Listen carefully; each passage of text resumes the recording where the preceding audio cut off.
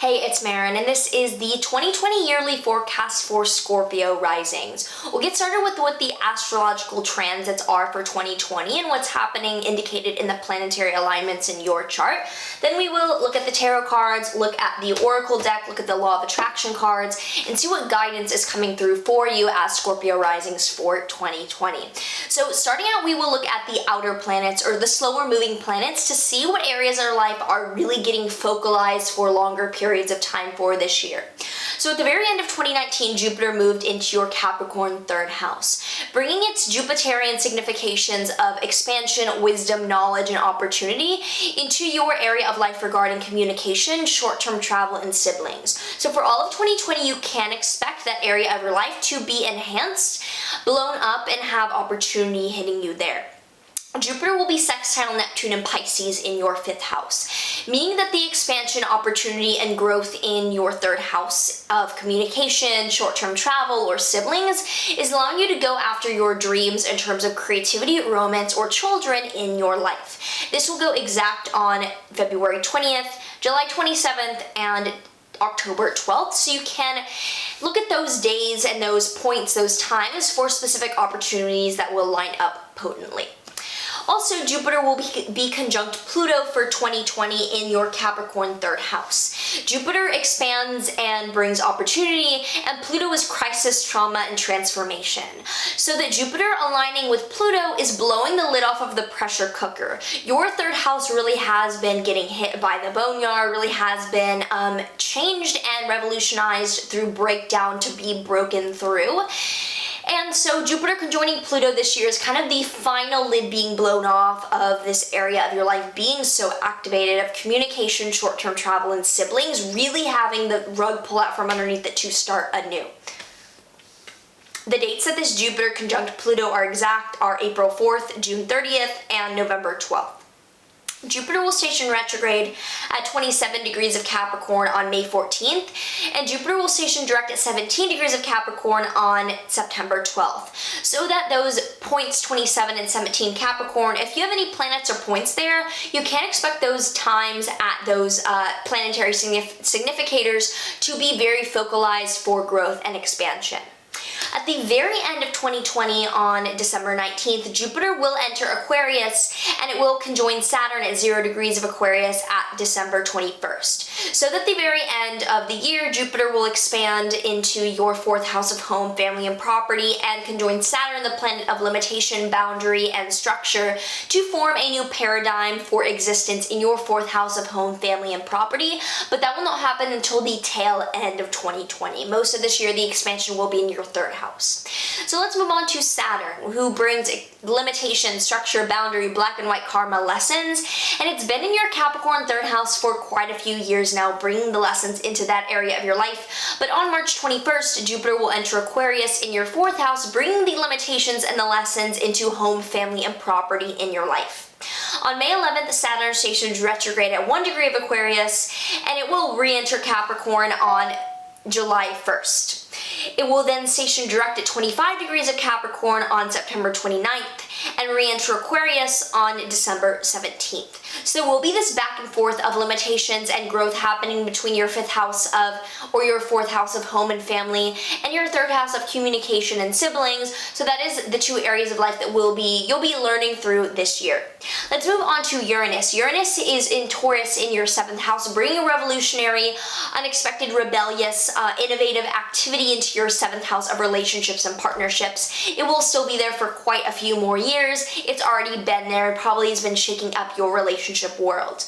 On January 10th, Uranus stations direct at 2 degrees of Taurus, and on August 15th, Uranus will station retrograde at 10 degrees of Taurus. So if you have anything at 2 or 10 degrees of Taurus, maybe your descendant or a planet, you can really expect something to go on relationship-wise unexpectedly, or have a big explosion there this year.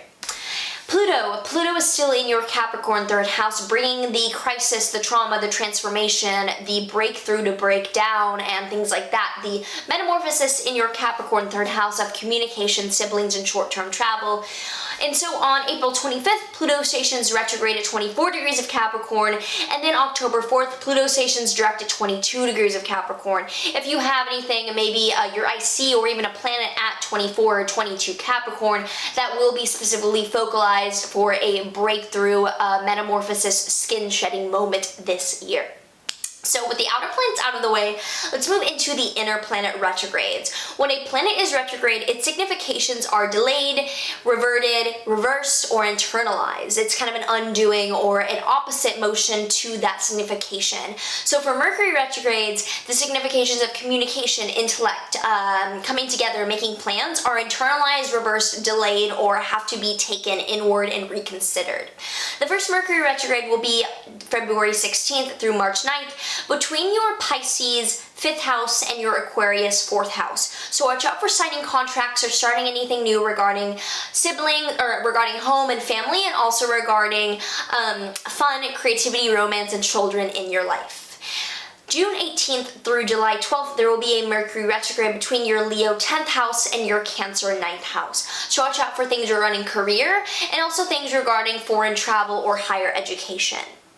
On October 14th through November 3rd, there will be a Mercury retrograde between your Scorpio 1st house and your Libra 12th house. So this specifically applies to reversing or looking at things regarding you, yourself, your own plans, your life, your identity, and also what your self-undoing is. States of exile, meditative, psychological things going on in your life. Watch out for that October into November. There will be a Venus retrograde happening in your Gemini 8th house. So watch out for something new financially with a partner, like a shared financial project. Watch out for something beginning with that, with a relationship, shared assets. I would not start anything new regarding those matters this May to June. There will be a Mars retrograde September 9th through November 13th in your Aries 6th house. So watch out for starting anything new regarding health or physical exercise. Maybe re-examine your health and physical exercise regime. Don't start any new aggressive health processes this fall. Also watch out for scuffles with coworkers this fall. Finally, let's look at eclipses. Eclipses are axes that are highlighted in your chart that indicate your evolution within the collective transformation happening. And this is a transition year. The eclipses are moving from Cancer, Capricorn in your 3rd and 9th houses into Gemini, Sagittarius, which are your 8th and 6th houses. So the focus is moving from foreign travel and higher education and communication and short-term travel into areas of life regarding shared finances and your own finances. So the beginning of this year, January 10th, there will be a lunar eclipse full moon at 20 degrees of Cancer. The final culmination for you to look at what is reaching a high point in your area of life around higher education and foreign travel. And then June 5th, there is a lunar eclipse, a full moon at 15 degrees of Sagittarius, the first culmination in a series of high points of releases in your personal financial world. June 21st, there is a solar eclipse, a new moon at 0 degrees of Cancer, the final new beginning for you to start something new. Maybe you do a foreign trip you've been wanting to take or embark on a degree. And then July 5th, there is a lunar eclipse full moon at 13 degrees of Capricorn, the final culmination in your area of life around short-term travel, siblings, or communication. November 30th, there is a lunar eclipse full moon in 8 degrees of Gemini, the first of a few culminations in your Gemini 8th house of shared finances. And then December 14th, there is a total solar eclipse, a complete full moon at 23 degrees of Sagittarius in your 2nd house of finances. So this is a big new beginning for you to simply let it come to you and attract for this total solar eclipse for finances in your world. So with the astrology out of the way, let's now look at the tarot cards and pull 3 cards for the 3 parts of 2020 for Scorpio risings. So the first card we have is the 8 of Pentacles. The 8 of Pentacles indicates a humble apprentice, little by little working on a project. So the beginning of 2020, you're taking things slow and steady, methodically, meticulously, and really motivatedly going after a project you're putting in the hard work, detailed work for. The second part of 2020, the middle part, we have the Three of Swords reversed. The Three of Swords reversed means that there's no trust or there's no intimate relationship that could even allow you to get betrayed in. This indicates that you might be worried about being backstabbed or having things fall through or a partner betraying you.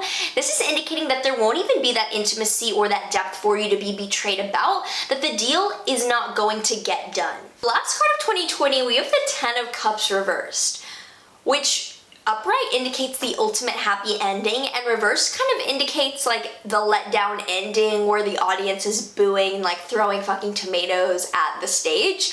So this is kind of indicating that the end of 2020 is not going to turn out in the happy ending that you think it should be. I'm not going to sugarcoat it. This is indicating this isn't like a this is not like a tragic ending. This is not a like all shit's hitting the fan. This is just kind of like boo, like that's not the ending I wanted. So let's look at the Work Your Light Oracle deck cards to see what guidance is coming through to maybe make better use of what's happening this year. So we're pulling out a head, body, heart spread with the Work Your Light Oracle deck. And for the head card, we have Pleiades, double mission, channeling and uplifting humanity. So this indicates a good time for you to see all your work or all your mental activity as an open channel for you to receive divine inspiration. Maybe there's a writing project or communication endeavor that you are finding a flow state in at the beginning of the year, and that's the meticulous energy that's happening. There's a writing project beginning. For the body card, we have breaking the chain, ancestral patterns, healing, rewriting the future. What are you physically, actionably doing that needs to break a cycle of your past ancestors having done that? This is a time to stop acting in ways that continue on a cycle, a physical cycle, maybe of dependence, of substance use, of simply following a physical cycle of like 9-to-5 job, get married, have kids that your family has done. This is a time to break that and do you. The end of For the heart card, we have Imrama. Where are you being called to journey to? I think that this is asking you to see that things are not ending up as uplifting and as exciting as you would hoped, and it's time to pack shit up and either energetically or literally physically leave the dynamic that is holding you back from pursuing your personal truth. Now with the Work Your Light cards out of the way, let's pull a Law of Attraction card to see what guidance is coming through for how to attract what it is that you want for Taurus or for Scorpio Risings this 2020. I am selfish enough to want to feel good. You cannot perceive life from any perspective other than that of yourself. Selfishness is the sense of self. Unless you are selfish enough to care about how you feel and therefore direct your thoughts in such a way that you are allowing a true connection to your inner being, you have nothing to give another anyway. Everyone is selfish. It is not possible to be otherwise. This is so funny because I actually just pulled this for Libra Risings and I reshuffled the deck and got this again. But this is telling you that you need to prioritize your own vessel. You need to fill up your cup first. Speak your truth, find your resonance, find your alignment, and then you can start having the fame and the impact and the influence that you're hoping for, because it has to start from a seed within, and your truth cannot be spoken through depending on someone else. It cannot be spoken through hoping for validation. Your truth can only be spoken from finding the voice within. So if this was helpful, like, subscribe, do all the things. I would love to hear how this is resonating with you and how this is showing up in your life, so let me know below in a comment. If this was helpful, also I offer private astrology consultations and would love to read for you. Otherwise, I will see you in the next video.